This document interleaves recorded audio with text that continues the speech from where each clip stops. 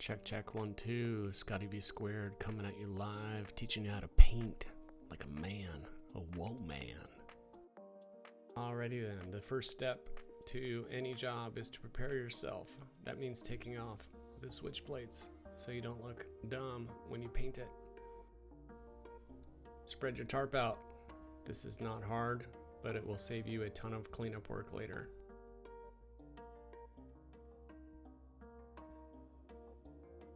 My favorite exercise is to remove the dead skin cells from the baseboard.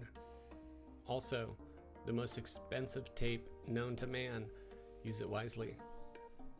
You're trying to create a barrier between the sprinkles that come off of the wall when you use the roller later.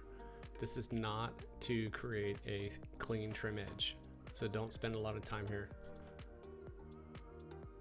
Get the fluff off of your roller. This is a little bit of a pet peeve of mine, but this will make the difference in your job.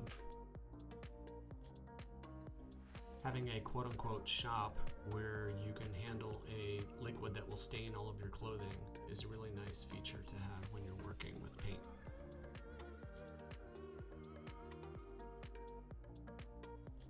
Get all of it out.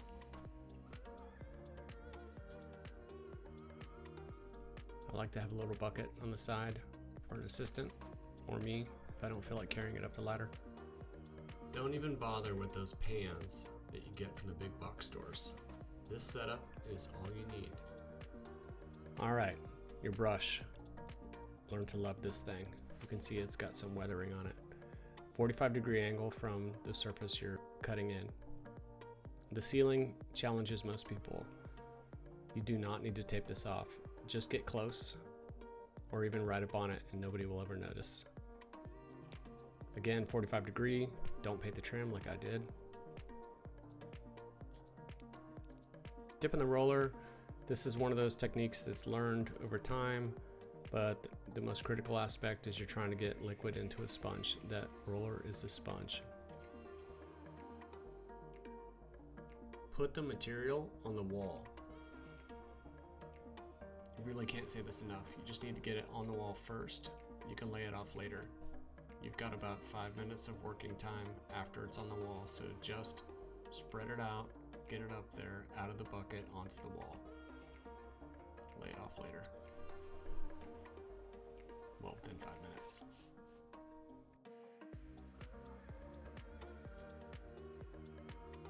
Last step is to check your work for vacation days and clean up your mess. I like using the 5-in-1 to save a bunch of paint and using the dry roller to clean off my grid.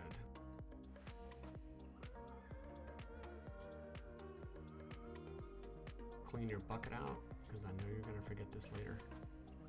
If it dries like you painted it, it's a usable bucket. Voila. If you enjoyed this video, let us know what other home renovation projects you'd like to see. And check out our blog, camelsandchocolate.com, for 13 years worth of travel, food, book reviews, home renovation projects, and a whole lot more.